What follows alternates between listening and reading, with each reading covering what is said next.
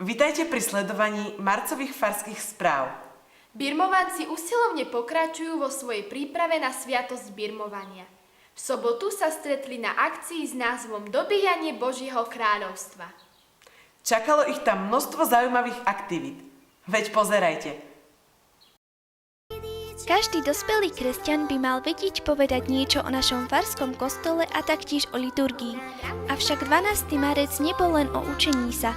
V kaplnke povýšenia svätého Kríža sme sa pomodlili pred Najsvätejšou sviatosťou oltárnou, v zakristii nám poukazovali ornáty a mali sme možnosť vyskúšať si ministrantské oblečenie. Na chóru sa nám Danga pripravila súboj Chlapci proti dievčatám, kde sme zisťovali, kto vie viac o Biblii a zoznámili sme sa so všetkými sochami, ktoré sú v kostole. V centre nám sestra Klareta porozprávala o milosrdenstve, no a na záver sme si s Milanom zaspievali.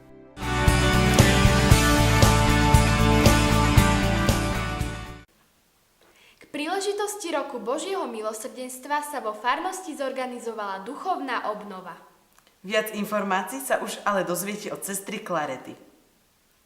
Dobrý deň, ja už vedľa seba vítam sestru Klaretu. Sestra Klareta, vy ste takým lídrom duchovnej obnovy, ktorá tu prebieha. Môžete nám povedať niečo bližšie o sebe? Ďakujem. Myslím si, že asi v prvom rade to, že pochádzam z Prešova, pôsobím vlastne v kongregácii Sestier Matky Božieho milosrdenstva a aktuálne som v Košiciach, kde venujeme sa vlastne formácii dievčat, ktoré majú záujem o vstup do našej kongregácie. No a našou charizmou, našim poslaním, zvlášť tu na Slovensku, je šíriť úctu k Božiemu milosrdenstvu v tých formách, ktoré nám odovzdala svätá sestra Faustína. Mohli by ste nám bližšie priblížiť program duchovnej obnovy, ktorá tu prebiehala? Duchovná obnova mala za tému Milosrdný Ježiš, tvár Otca a počas týchto 3 dní sme sa snažili tak prehlbiť si toto poznanie, toto tajomstvo Božieho milosrdenstva, vnímať Ježiša ako osobu, ktorá vlastne prichádza medzi nás, je tu prítomná. Bola to taktiež pozvánka k tomu, aby sme pochopili a hĺbšie vnímali, že každý z nás, kresťanov, môže mať s Ježišom osobný vzťah. A aby sme tiež tak možno lepšie si uvedomili, že Ježiš je nielen prítomný, ale prináša nám aj to odpustenie, dar svojho milosrdenstva, že to všetko nám vlastne sprostredkovala v hojnej miere svätá sestra Faustína. A naša obnova bola aj o modlitbe v hodine milosrdenstva o 15.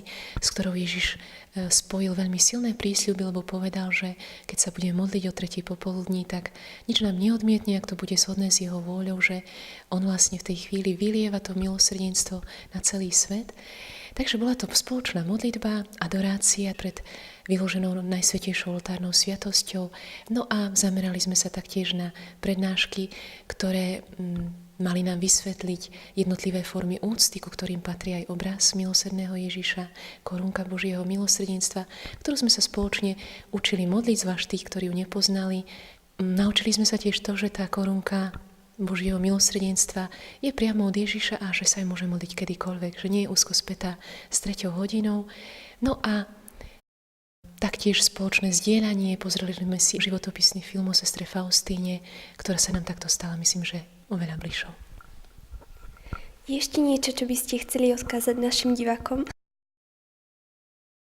Asi to, aby nebali sa svetosti, ktoré vzor nám zanechala sestra Faustína, a taktiež asi aj to, aby tá svetosť bola taká veľmi krásna a aby boli sveté aj rodiny, aj mladí ľudia, aby sa na každom z nás, na celej farnosti splní Ježišov prísľub, že tí, ktorí budú uctievať jeho milosrdenstvo, bude ich chrániť, prísľub šťastnej a pokojnej smrti a taktiež prísľub večnej spásy.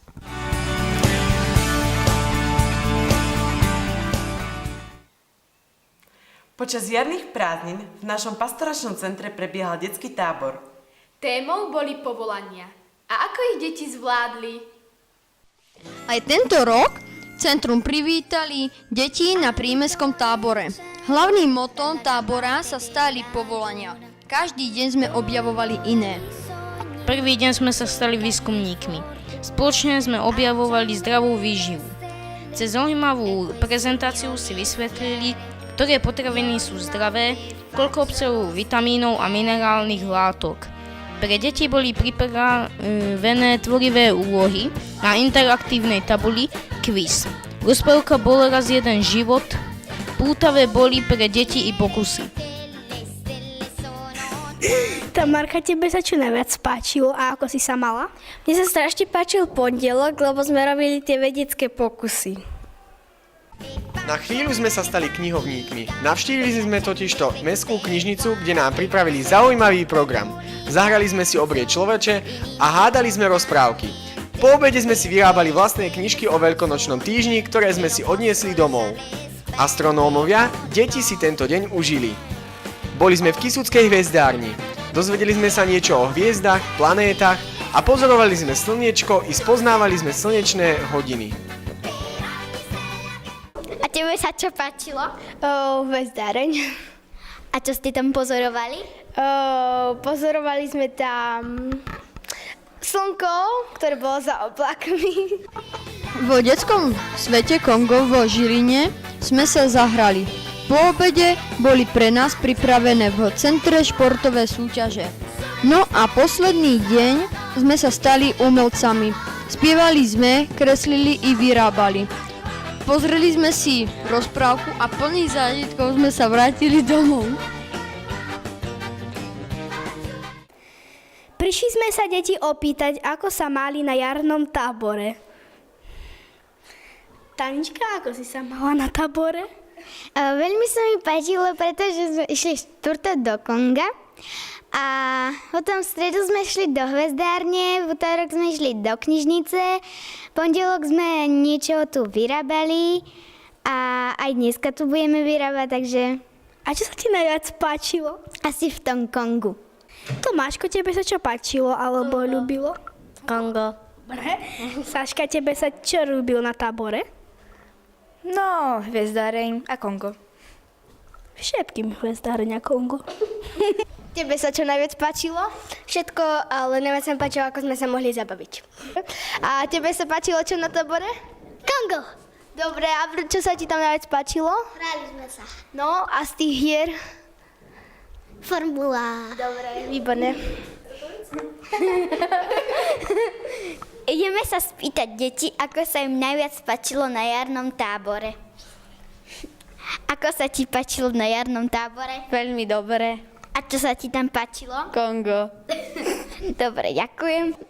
A tebe sa čo páčilo na jarnom tábore? Hviezdáreň preto, lebo sme sa dozvedeli veľa vecí o planetách. Ďakujem. Aj v tomto roku pre vás organizujeme projekt Myslíme na rodinu, ktorý sa začína 24.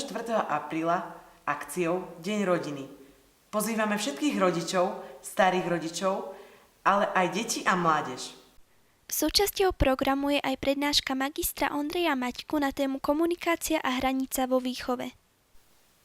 Tešíme sa na vás! Viac informácií sa dozviete na našej webovej stránke cvcjakub.sk alebo pozorne počúvajte Farské oznamy. Pre Farské správy Lukáš a Radka. Dovidenia!